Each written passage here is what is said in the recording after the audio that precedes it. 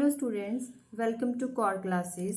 Students, आज हम इस वीडियो में स्टार्ट कर रहे हैं, असाइनमेंट सॉल्व करेंगे physics 10 PHE 10 electrical circuits and electronics. तो स्टार्ट करेंगे question number first part is diode is state with reasons whether the following statements are true or false. Diode is a bilateral device. Is it true or false? तो start करते हैं। जो bilateral elements होते हैं उसमें जो VI relation में अगर करंट किसी भी डायरेक्शन में हो तो उसमें कोई फर्क नहीं पड़ता है, वीआई रिलेशन पे वो सेम रहता है करंट को किसी भी डायरेक्शन में। फॉर एग्जांपल जो रेजिस्टर्स हैं इसकी एग्जांपल होगी, लेकिन जो यूनिलेटरल होते हैं उनमें जो वीआई रिलेशन है वो अफेक्ट होता है क्योंकि दोनों directions of current are different, not are same. मतलब दोनों करंट डिपेंड करता है कि डायरेक्शन कौन सी है, उसके रिगार्डिंग जो वीआई रिलेशन है वो चेंज होता है। इसीलिए जो डायोड है वो यूनिलेटरल होगा। तो इसीलिए ये जो गिवन स्टेटमेंट है वो फॉल्स होगी। इसका सेकंड पार्ट है parallel LCR circuit can be used as a band pass filter. का यूज करा जा सकता है? हाँ, करा जा सकता है, ट्रू।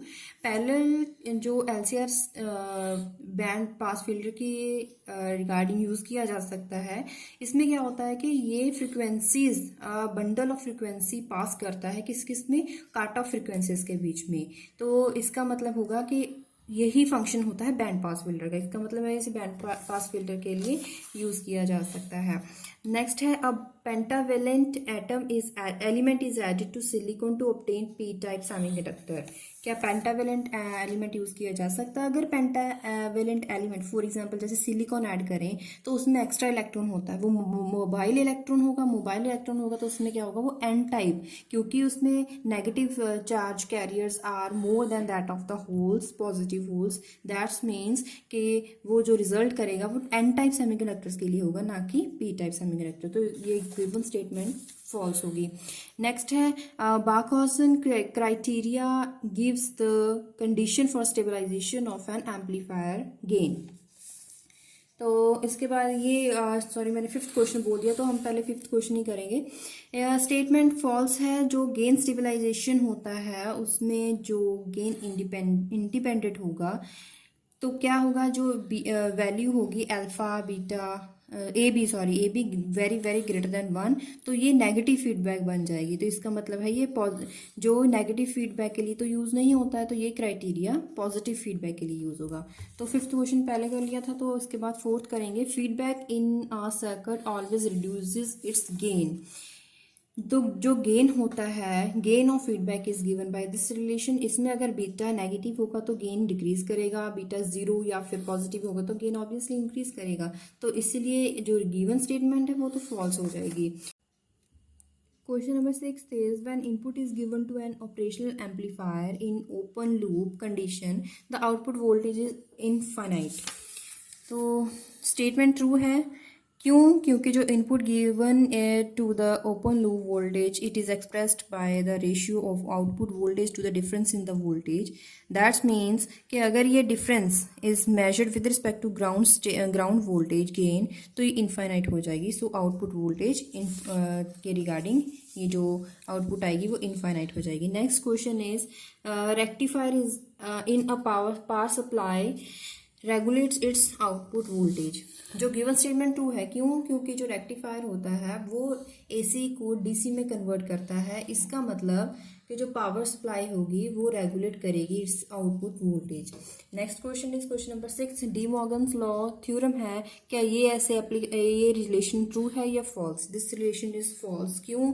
क्योंकि अगर ऐसा रिलेशन कोई होता है उसमें क्या है कि जो पॉजिटिव एक्स प्लस वाई बार, ये जो पॉजिटिव साइन है वो मल्टीप्लाई में चेंज होता है। अगर मल्टीप्लाई में है तो पॉजिटिव में, एडिशन में चेंज होता है, लेकिन जो मल्टीप्लिकेशन साइन है वो मल्टीप्लिकेशन में नहीं होता है। इसका मतलब ये स्टेटमेंट फॉल्स हो जाएगी। Next is ring counter with 4 flip flops can count 32 pulses.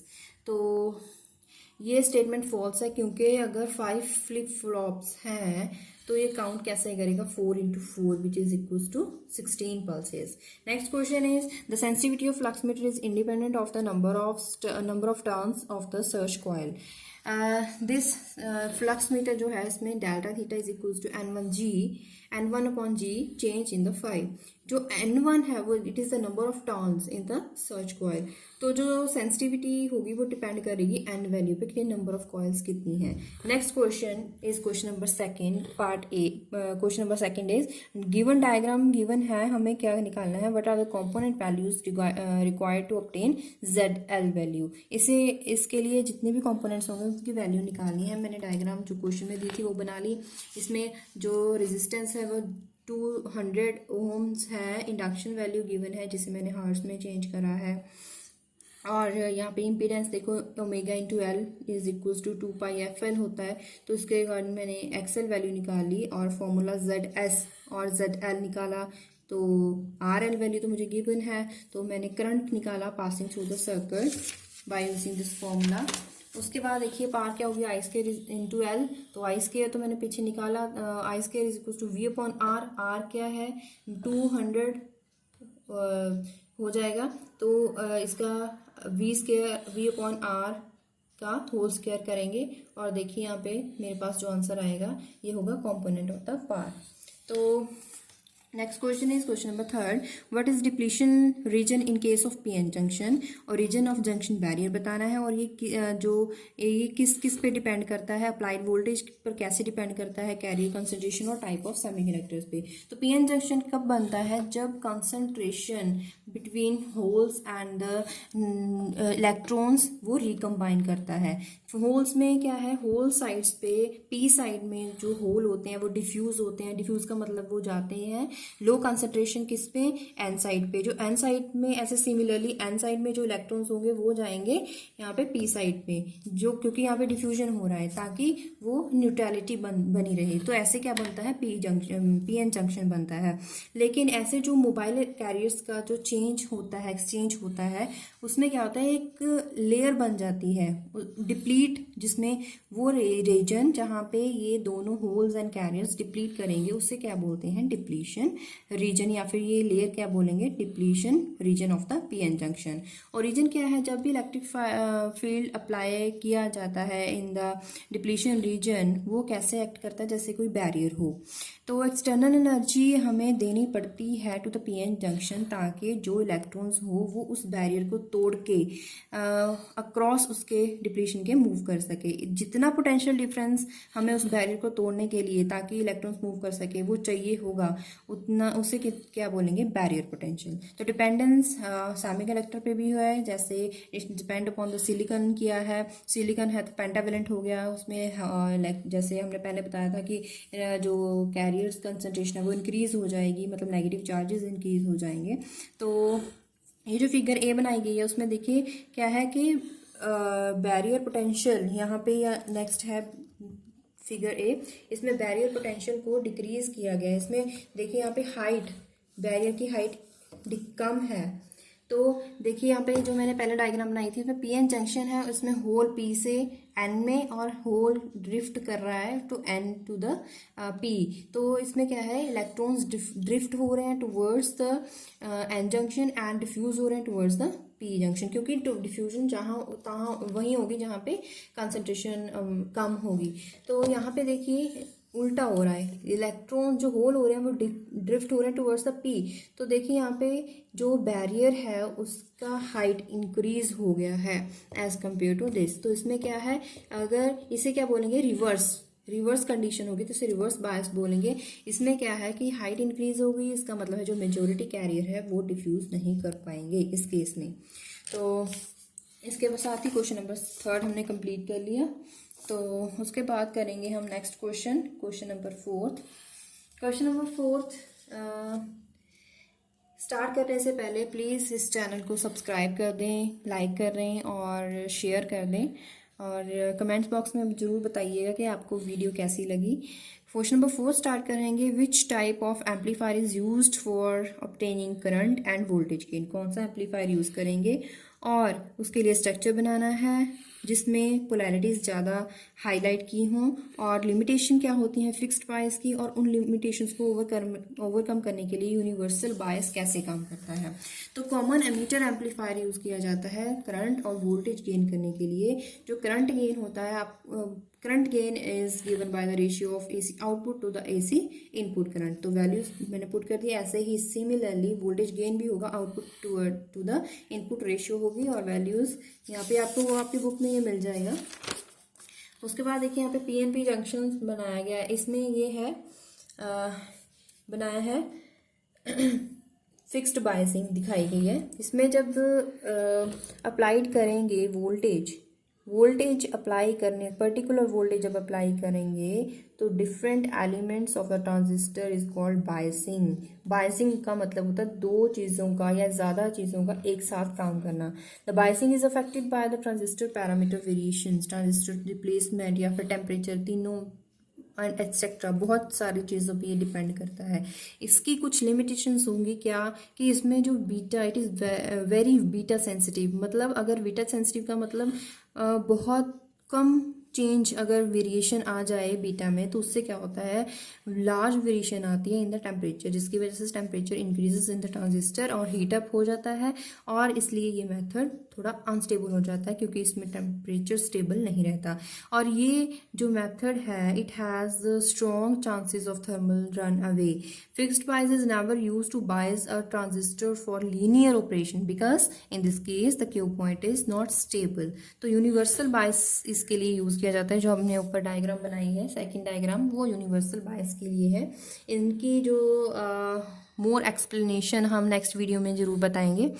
Universal bias is use to in linear structures. तो कैसे, देखिए यहाँ पे करंट, कलेक्टर करंट इंक्रीज होता है, मीटर करंट तो इंक्रीज होगा ही।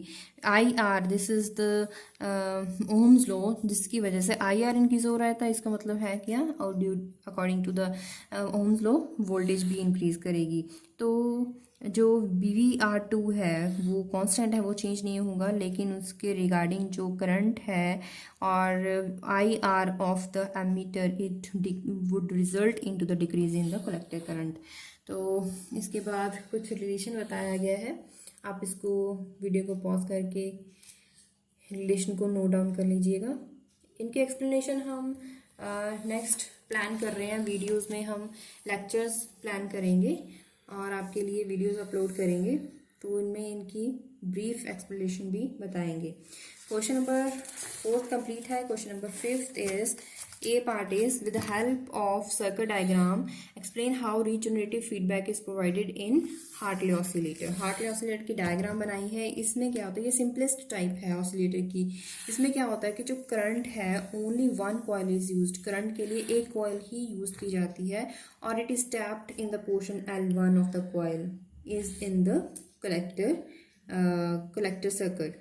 उसमें जो L2 वैल्यू होगी वो बेस सर्किट की तरह एक्ट करेगी। इसमें जो ये कॉइल्स हैं, इन सब पे डिपेंड करता है नंबर ऑफ टर्न्स पे कि कितनी कपलिंग होगी। जितनी नंबर ऑफ टर्न्स होगी उतनी कपलिंग ज़्यादा होती है, और amount of coupling is directly depends upon the number of turns in both L1 and L2 conductors.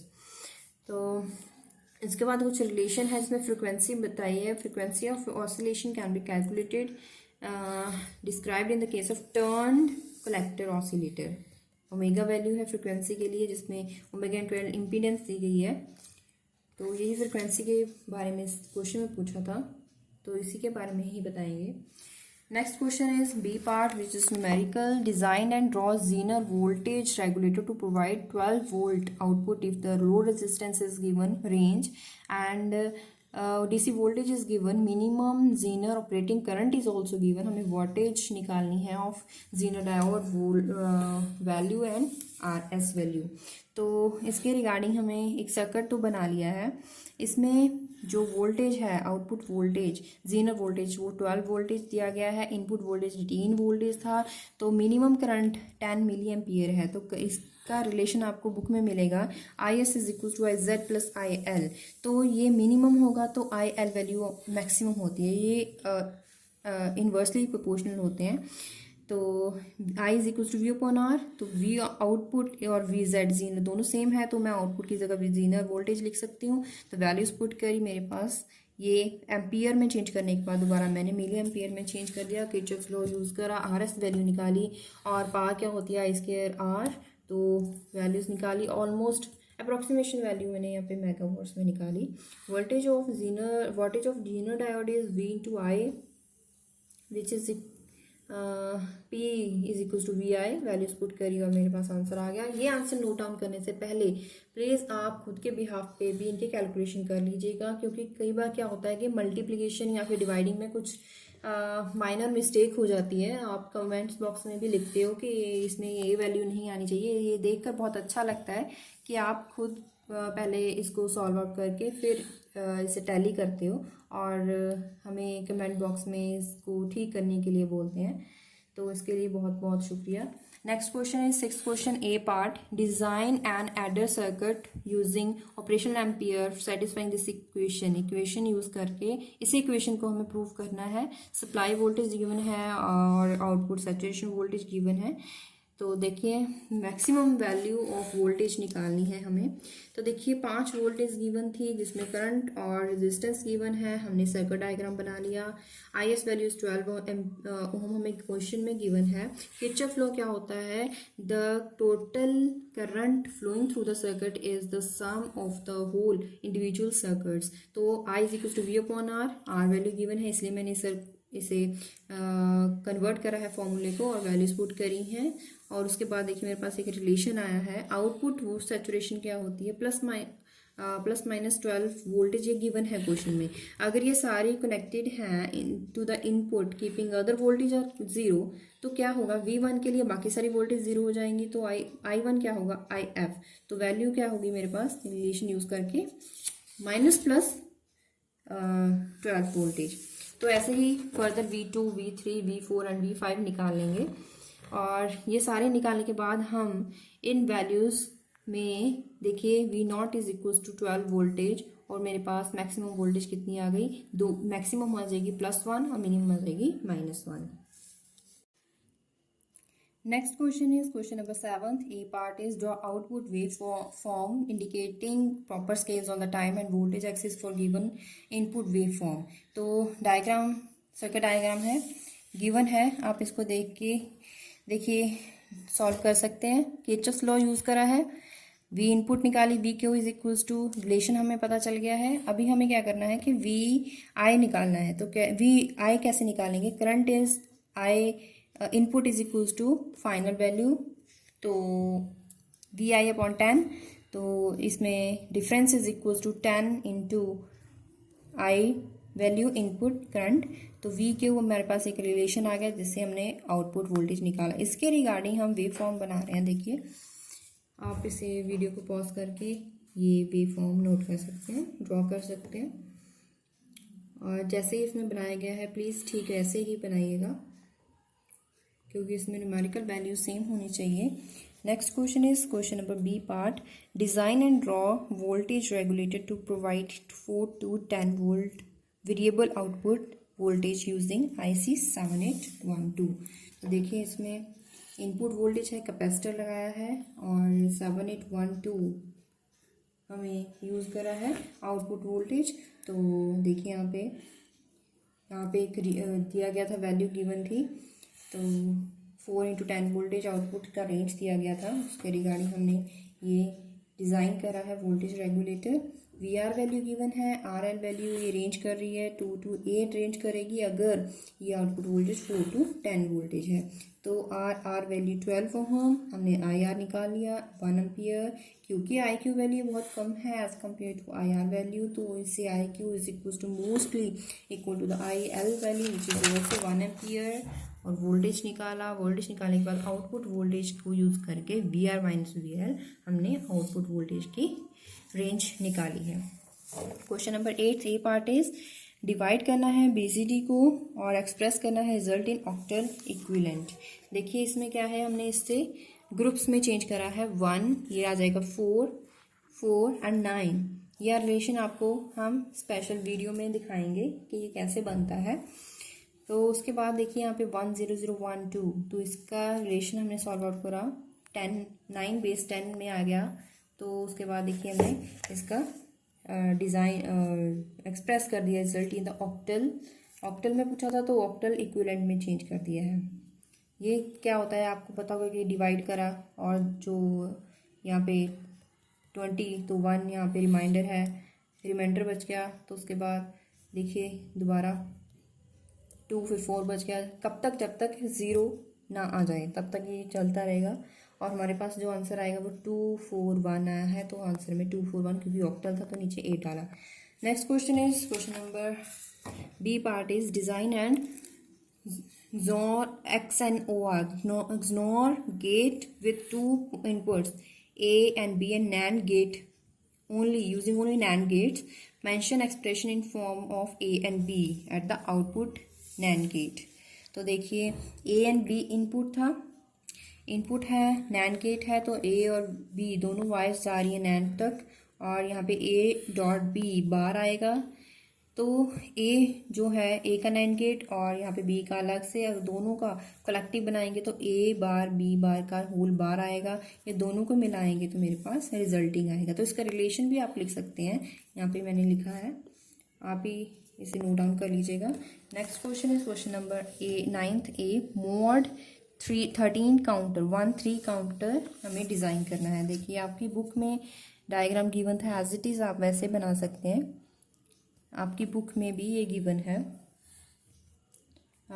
Book number 4 में आपको ये डायग्राम मिल जाएगा। तो इसके साथ ही question number 9th A part, what are different modes of operating are dual trace CRO, which mode is preferred and why it cause flicker at lower frequency.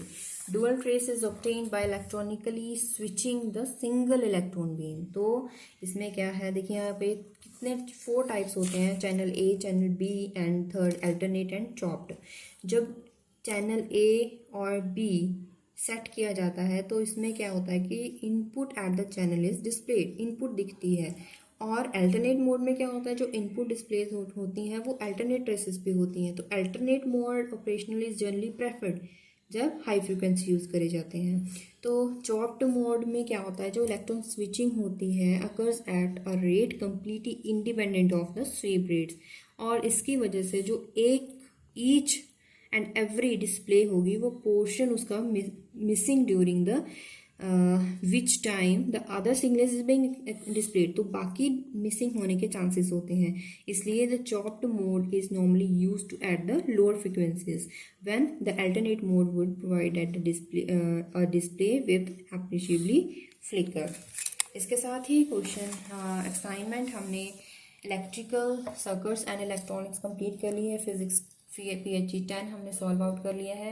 आपको ये वीडियो कैसी लगी प्लीज़ कमेंट बॉक्स में लिखिएगा। Please इस channel को subscribe करें, like करें और दूसरों के साथ शेयर करें। Thank you.